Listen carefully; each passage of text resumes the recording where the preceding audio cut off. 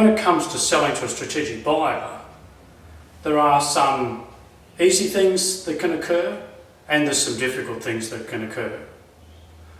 Firstly, we need to understand where the value to the buyer is. If the value accrues from an underlying asset or capability that you have, which a large national or multinational company can exploit to create very large incremental revenue, then the key to a strategic sale is to identify the relationship between the strategic value and the strategic buyer.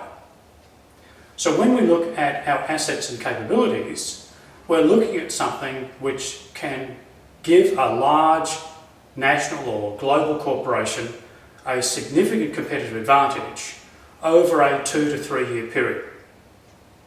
The other characteristic we're looking for is that it must be highly scalable or able to be replicated in a large way. It also needs to be protected to a large extent so that the buyer has some reasonable period, 2 to 3 years, in which to exploit it. So we start our exercise on selling to a strategic buyer by identifying what assets or capabilities we have and those strategic buyers that can take advantage of it. Now the process begins. Once we've identified the potential buyers, we need to set up the relationship between our company and the potential buyer. You can't phone up a company in Germany or the United States or in Asia and simply say, we're for sale and we've got something you'd be interested in.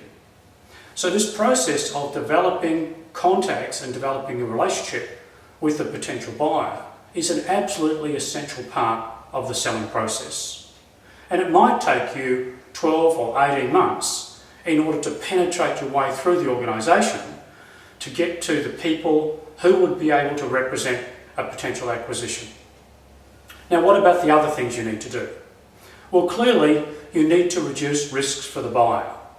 So some of those risks are going to be inherent in your company.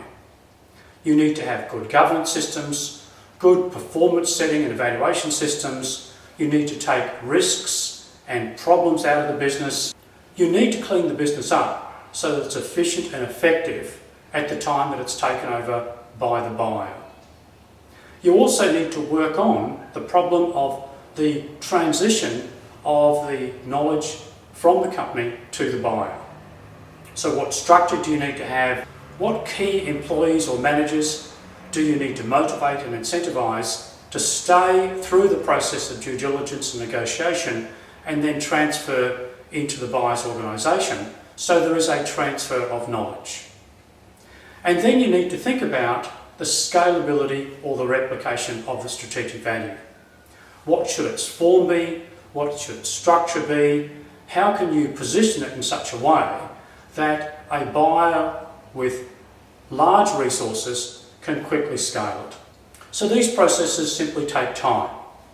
Identifying the strategic value, identifying the strategic buyers, setting up those relationships, taking risks out of the business, protecting the strategic value, enabling the strategic asset or capability to be rapidly scaled, and then setting the business up so it's able to be transferred into the buyer's organisation. Is this 6 months or 12 months or 18 months?